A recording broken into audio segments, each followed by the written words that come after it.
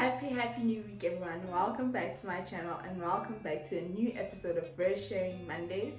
If you haven't subscribed to my channel, please do the right thing and please do subscribe to my channel. And if you are a returning subby, I just want to say thank you so much for all your support. It's truly appreciated. So today I'm wrapping up what I left hanging last year, and that is part 2 of the book of Esther. And I just want to take a moment to actually just be vulnerable and tell you where has my mind space or my head space been. I was not doing my best emotionally, physically, mentally, and that really, I just felt like I have to be in this great mood in order for me to be able to do Verse Sharing Mondays. I need to be full of bliss in order to do Verse Sharing Mondays. And I realized that I was watching a sermon, right, and I realized that I cannot wait on my emotions to determine whether I'm going to be obedient to God or not.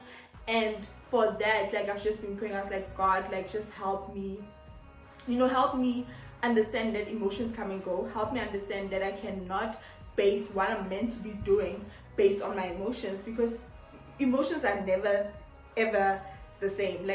In 1 minute you could be frustrated, in the next minute you could be laughing, and my emotions cannot dictate whether I am obedient. So yeah, just pray for me as well, guys, because I really want to be obedient to what I need to be doing, and I really want to do Verse Sharing Mondays. And just so you know, I am not a theologist, I am not a preacher, I'm just somebody that really wants to share what I do receive from the Bible when I read it. And when I say when I read it, I read my Bible every day, guys. So even though I'm not in the good mental space or good physical space, I pick up my Bible. And I want to be able to still pick up my Bible for my channel, even when I don't feel good about it. Anyway, let's get started, right? So today I just want to recap on the previous story time of Esther, which was part 1. Esther had a request and threw a banquet before letting the king know what her request was. Haman despised Mordecai and built gallows to have Mordecai hanged. Mordecai was hurt, saddened, and deeply heartbroken by what was happening to his people. So before I get started and go in depth on the verses and the rest of Esther 6 throughout 10, I just want to share something I wrote down while preparing for Verse Sharing, obviously. Being in your emotions or being in your feelings, be it sad, be it angry, be it disappointed, doesn't mean you don't believe in God. Sometimes things get so hard and heavy that you need to take time out to express your emotions. Mordecai had faith that things wouldn't stay the same, because he believed that Esther was in the position she was for a good reason. But that did not mean he didn't mourn or didn't cry when things looked bad. Being emotional and breaking down for a time doesn't mean that you don't believe in God or that God doesn't exist in your life. It means that you are being honest about where you are emotionally. You are not hiding behind the phrase of "I'm just good" or "the Lord is good all the time." And seeing how Mordecai reacted showed me that it's okay not to be okay. He was not okay and chose to be vulnerable enough to show that he was not okay. And that is, he put on his checked clothes and went into mourning. But at the same time, Mordecai reminded Esther that she was made for a time like that. How crazy is that? That at the same time, when you're feeling all, oh my gosh, this fly is why? Why you my video? Why? I hate it. And guys, I would use Doom, right? But I have sinuses and now I'm moving off track because of this fly. But you know how crazy is that the same Mordecai who had his sackcloth on, the same Mordecai who was in mourning, decided to remind Esther that, Esther, you are called for a time like this. And that just goes to show that when you're feeling down or when you're feeling sad, it doesn't mean that, I'm saying that even though I was in my emotions and I couldn't and I really felt that I couldn't personally record Verse Sharing Mondays because I was not in a good mental space, didn't mean I didn't pick up my Bible. That didn't mean I didn't pray. It didn't mean I didn't fast when I felt I needed to fast. It just meant that I was not able to share myself with the world or be very transparent, right? But then I'm also learning that in the same breath, I don't need everything to be going well to be doing what I have to do.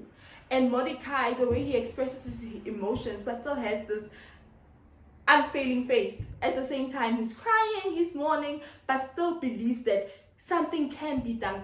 Things will change. Things won't stay the same. That just encourages me so much. Him being sad didn't mean he no longer believed in God or trusted him. Him crying was just part of the process. Let's get started on part 2 of the story of Esther. As you know, it was Haman's plan to have Mordecai hung in Esther 5 verse 14. So now I'll be reading from Esther 6 verse 1 to 2. On that night, the king could not sleep. So he ordered the book of records and memorable deeds, the chronicles, be brought, and they were read before the king.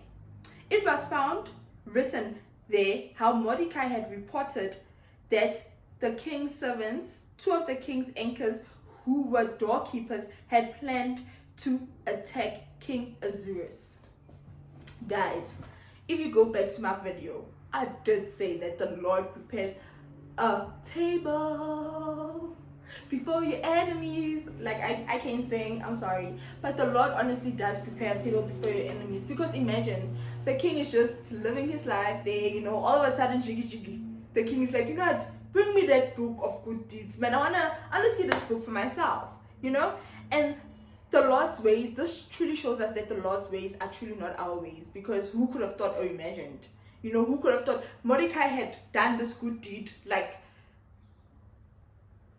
a few chapters ago, right?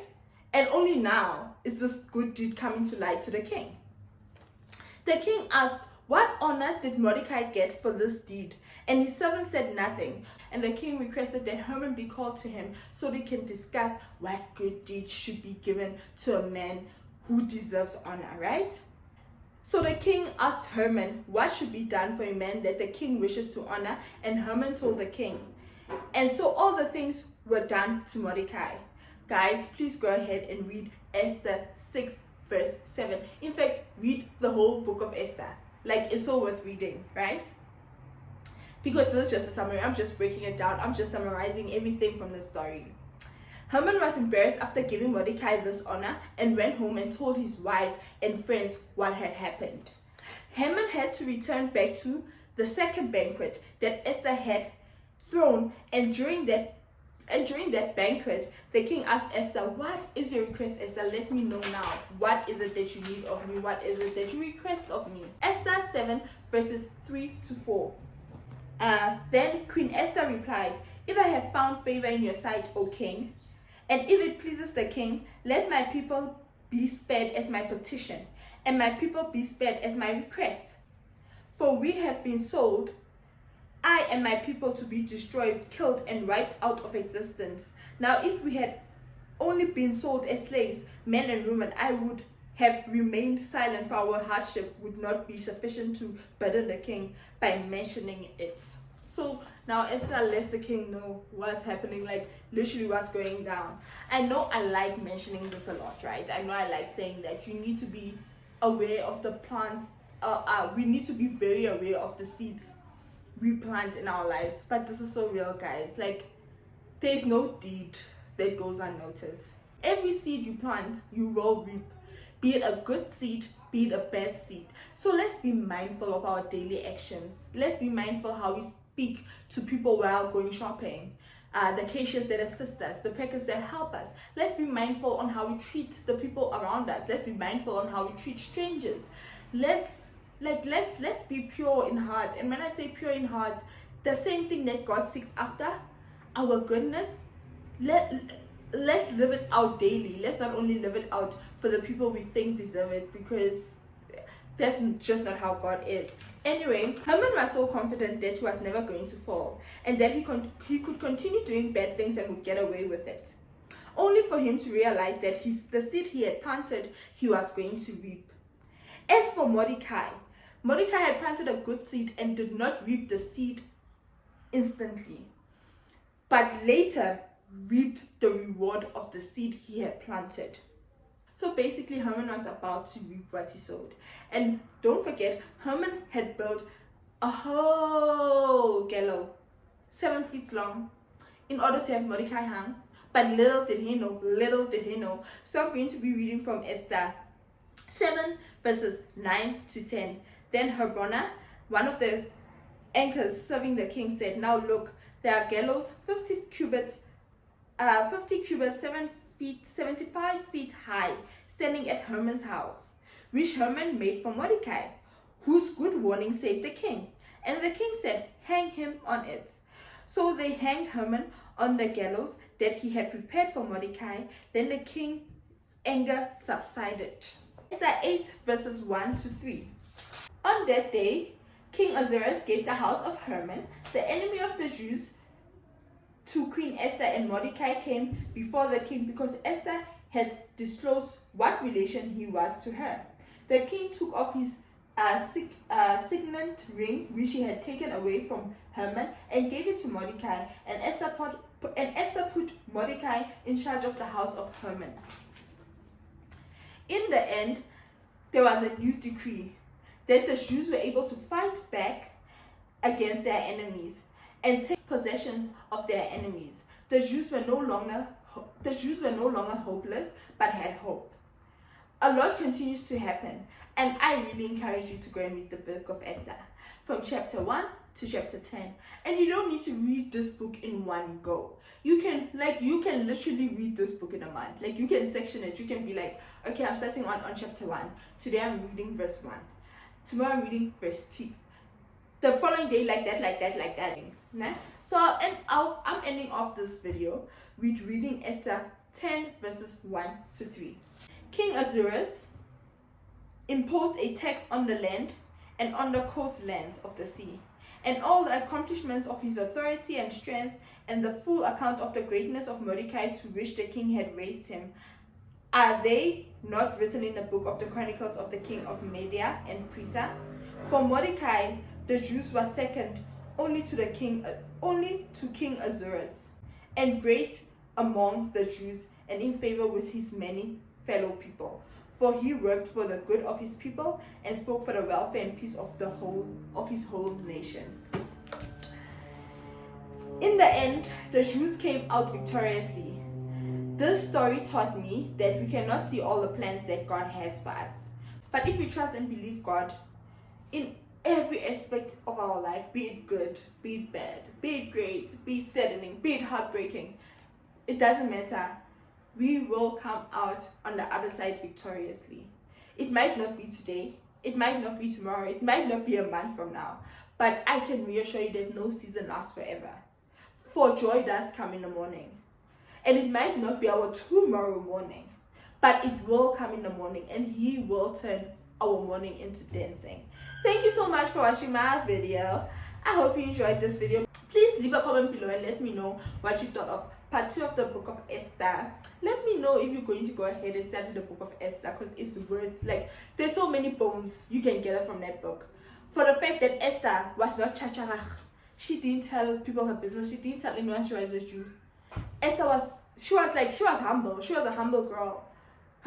Only for her to bring such change, such freedom to her people. There's so much. This is just one of the things I am mentioning that I've learned. So I want you to go ahead and read Esther for yourself. Comment below. Let me know what you've learned. Let me know even what verses you are currently studying. And just share. Thank you. Please don't forget to like, subscribe, and share this video. See you next week. Bye.